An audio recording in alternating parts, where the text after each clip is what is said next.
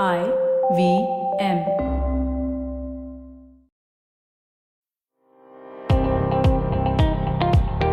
Welcome to All Things Policy, a daily podcast by the Takshashila Institution. We are a bunch of policy nerds based in Bengaluru, and we like bringing fresh perspectives to Indian affairs and Indian perspectives to global affairs. So grab a cup of coffee, sit back, and join us for today's chat. Hello and welcome to All Things Policy. I am Saurabh Todi and I have with me my colleague Shambhavi Naik. And on the occasion of the National Science Day, which just actually passed on Feb 28th. The day we are recording this. Yes, so we have been on time in that sense. So on that occasion, we'll talk about a very important component of science, which is funding. How do you fund it? How it is done in India? How not to do it? And how we should do it, and just what are the various factors that go into making science sustainable, which is the theme for the Science Day as well. But sustainable in the sense of being able to sustain, like the research and development ecosystem in India. So a very warm welcome, Shambhavi. Thank you. So, sort of every year at the budget, we look at the science R&D spend that we do. This is only looking at Ministry of Sciences, Science and Technology, not looking at overall R&D budget, just looking at Ministry of Science and Technology. And every year we are disappointed because we see that those numbers are falling, that the actual amount of budget that is spent is nowhere close to the budget that was allocated or estimated at the beginning of the year. And so I thought that this National Science Day, which is celebrated to mark the discovery of the Raman effect by C.V. Raman in 1928, is a good time to speak about, look, we can do National Science Day, we can talk about science, but if we don't fund it, if we don't put our money where the mouth is, then it is not actually going to give any outcomes. So the theme, like you said, for this year is science for sustainable development. And that word sustainable is often abused. And while all of it sounds nice, and science can really drive both economic growth as well as in a manner that is sustainable, it can't do it if it is not funded appropriately. And appropriately here really means in terms of the quantum of money we give, but also that it is a long term game. It is not that you can give money today and expect you'll create a mission and the mission will work in 5 years. No, it has to be, there's so much of the ecosystem that needs to be built, that your investment has to be huge and consistent for a long period of time. Yeah, plus, and I think, we'll come to specific in a bit, but I think mission modes are best used to accelerate the scope of development, not to establish it, right? You need extra money to just push that research, a bit ahead, or, push over like the envelope. But the problem is that the basic research and development ecosystem is quite challenging. So that is the big problem. So Shambhavi, on this major occasion, how much do we spend on research and development, like, or sciences in India? Like, what's the landscape like? So we have for the past several decades spent between 0.6 to 0.8% of our GDP on R&D, which is research and development. And if you think that it has gone up from 0.6 to 0.8%, that is not true. In fact, it has dwindled from 0.8% to 0.6%. And I think the other important factor here is that we don't know where all this money has gone. So it is not that this money has gone to the Ministry of Science and Technology only. It has gone to the Ministry of Education. It has gone to Ministry of Health. In fact, I was very surprised because I was looking at the expenditure budget a couple of weeks ago, and I found that the Ministry of Commerce had given a grant to IIT Madras to set up a lab for artificial diamonds, to do R&D in artificial diamonds. And I'm sure that this counts to your kitty of money spent on R&D, but I'm not sure whether that's the best use of the money, whether we need the government to be spending taxpayer money on setting up a lab for artificial diamonds. So, I haven't gone in deep into understanding that, but what I'm saying is that while the number itself is small, we don't even know how it is allocated, to what all activities it is allocated. So that's, yeah. Yeah, I mean that is obviously is a very big problem, and also like not even very good classification, because it is not that Ministry of Science and Tech is the only one that actually funds these projects. There are, all the ministries have their own little, these programs which they fund, and it is very difficult to kind of somewhat understand how much is the actual spend, and is it even like 0.64% or 0.8% or 0.25%, as some estimates also suggest. So that is actually quite Yeah, concerning. and then you obviously compare it to what other countries are spending, which is somewhere between 2 to 4%. And Yep. I mean, this is not what all countries spend, but really, we want to. Our ambition is to become a science leader, so we should look at countries with technological advantages and how much they spend, and they routinely spend between 2 to 4%. Again, every year for decades, not like a sudden. This year we are given 3% and it's done, right? It is consistently for decades. US and UK has done it for the last 10 years. The OECD countries on an average spend 2.7%. Israel and Germany spend more than that. So there is obviously there's a developed nation level of spending, and given that our ambition, as outlined by Prime Minister Modi, is to become a developed nation by 2047, we, to build that advantage, have to at least spend more than that, Yeah, right? So plus even China also spends. I mean, we are saying it's our competitor or as an adversary or something or the other, but they are increasingly spending. I mean, again, it is also very big, like a much bigger GDP sized. Sorry, a country with a much bigger GDP. So if they are spending more than 3% of their GDP or around that, that is a significant amount of investment, and we are like really not yeah, anywhere. yeah, and it is not that the government is not cognizant of this, right? The Mhm. government itself has seen. There have been cabinet notes. The Science, Technology, and Innovation Policy in 2013 noted this, that increasing spend to 2% GDP has been a national goal for some time. The 2017-2018 economic survey said that, hey, we need to put 2% of GDP into R&D. And I'm saying that 2% is still an underestimation, because if your developed countries are spending more than that, then you need to spend Mhm. more than what they are spending. But okay, even if we go to 2%, the question really is, if we have known this for the past many decades, why is it not being put into implementation?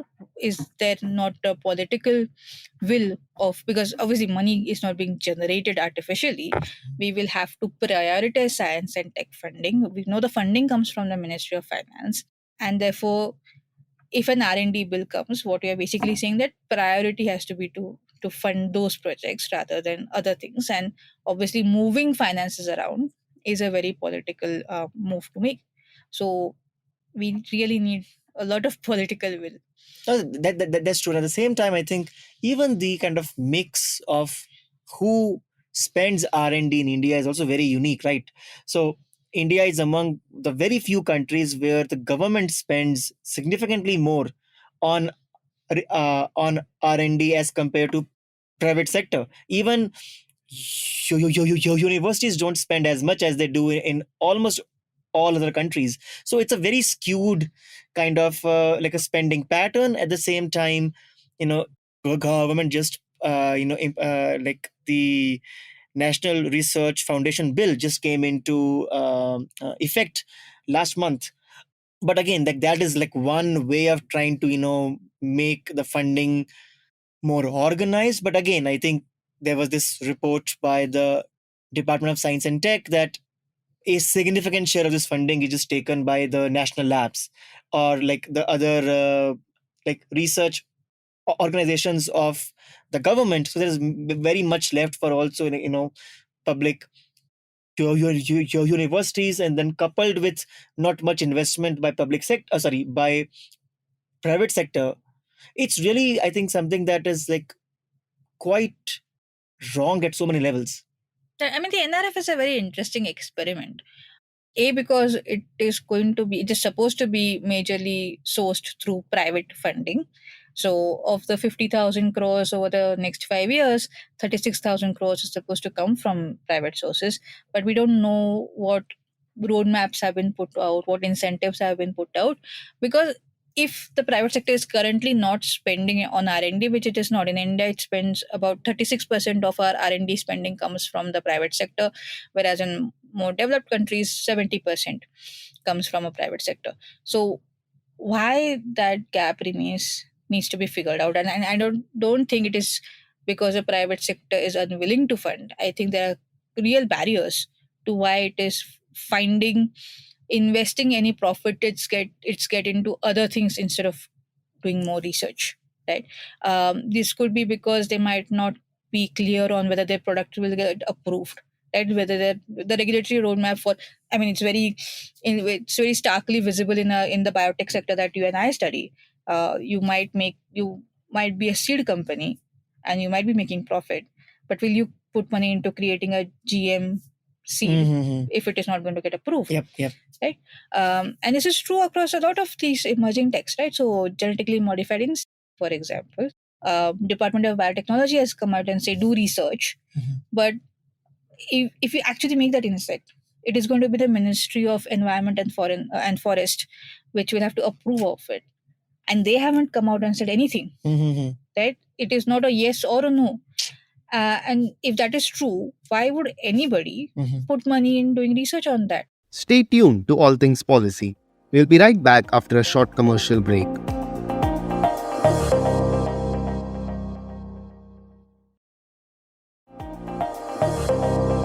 This is the pattern we see across different sectors too. Like even in defense, for example, the one major complaint of private sector defense companies has been that okay, we are going to invest so much, so and so, for defense R&D, but we need to have orders. Like you need to commit that okay, if you produce this technology that we are asking or we want, if you produce, we commit to buying XYZ number of these orders, because that gives a certain level of okay, I have a commitment to future cash flows and everything. So all of those are something that I think we really need to fix. I mean, defense still, I think things may be improving a bit, but all on these other areas, a lot of hand holding is required.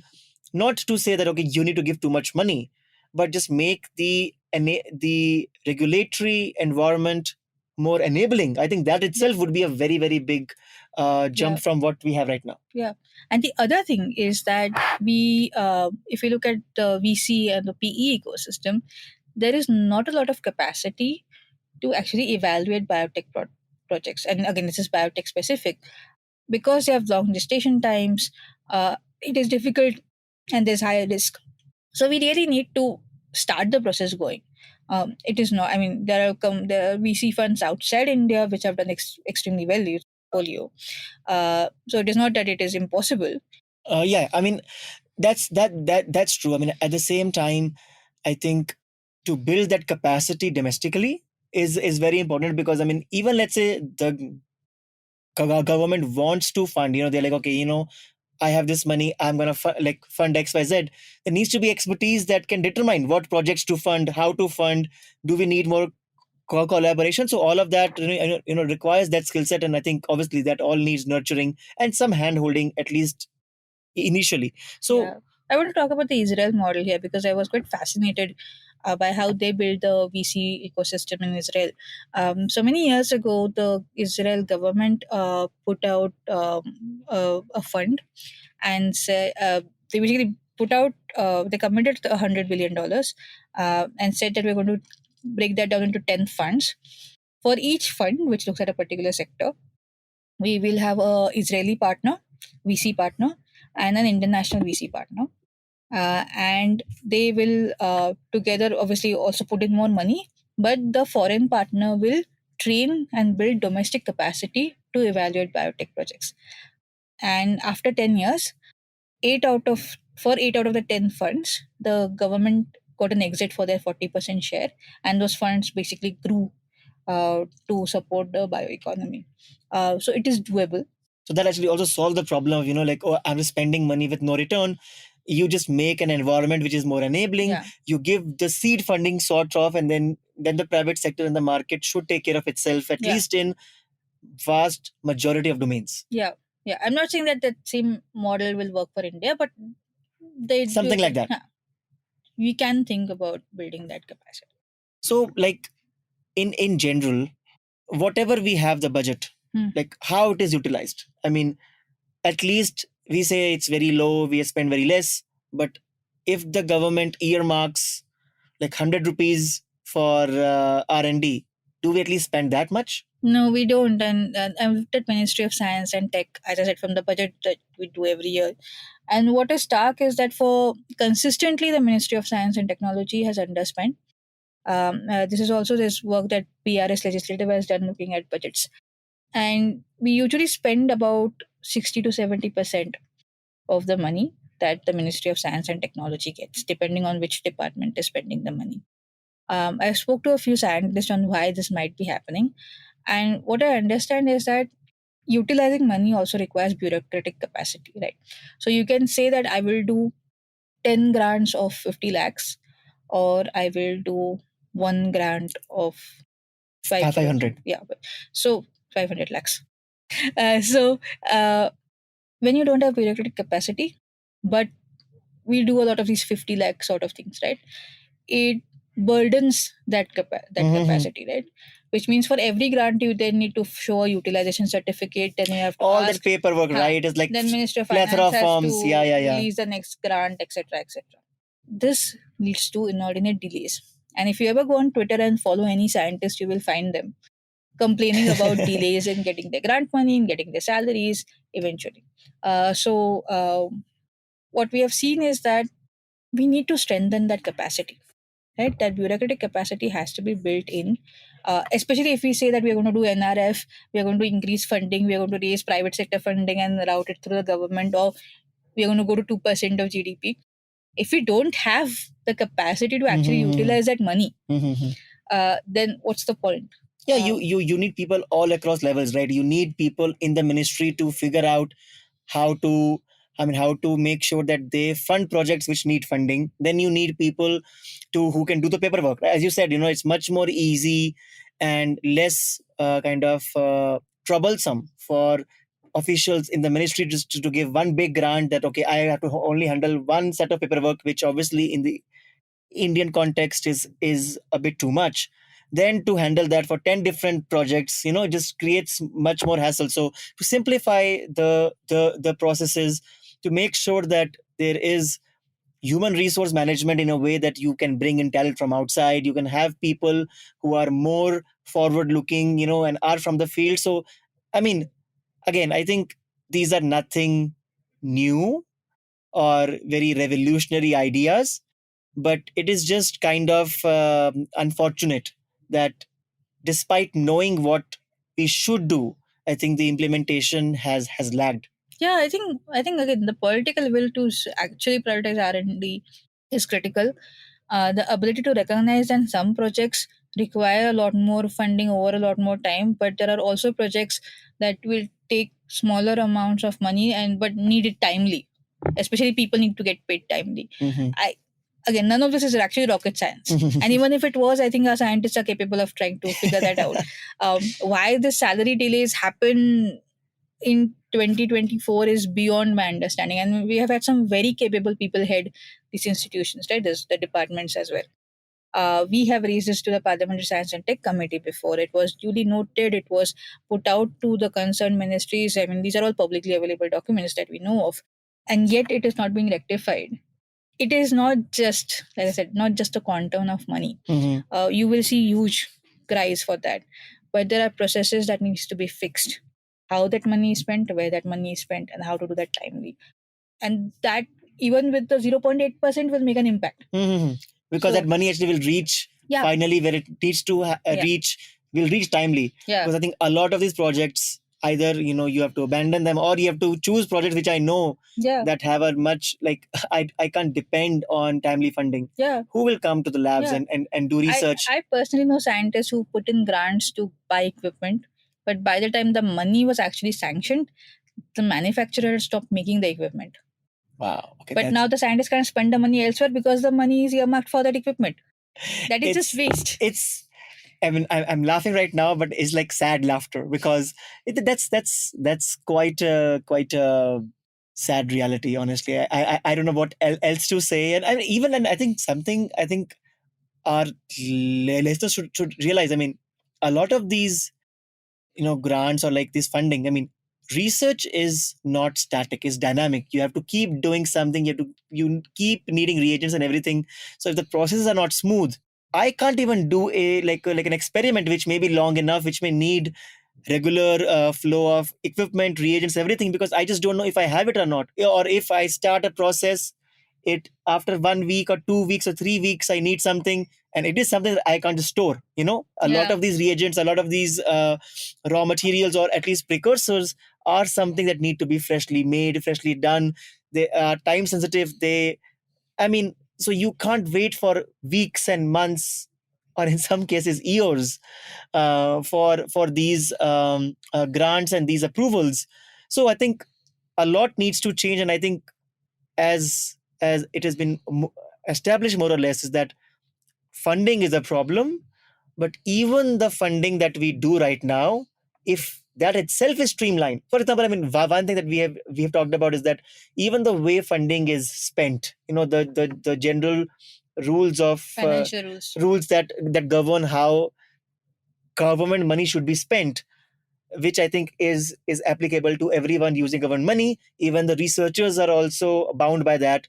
I think something as basic but very important as having a variation of those rules for scientists and researchers would be a huge step forward, where you can make sure that those rules adhere to the complexities and the realities of science and tech research, which is not the same as you trying to build a highway, or like a train track. These things are different, and the quantum of it, how much freedom the ministries have, even the Ministry of Science and Tech, how much freedom does it have to decide its own budget?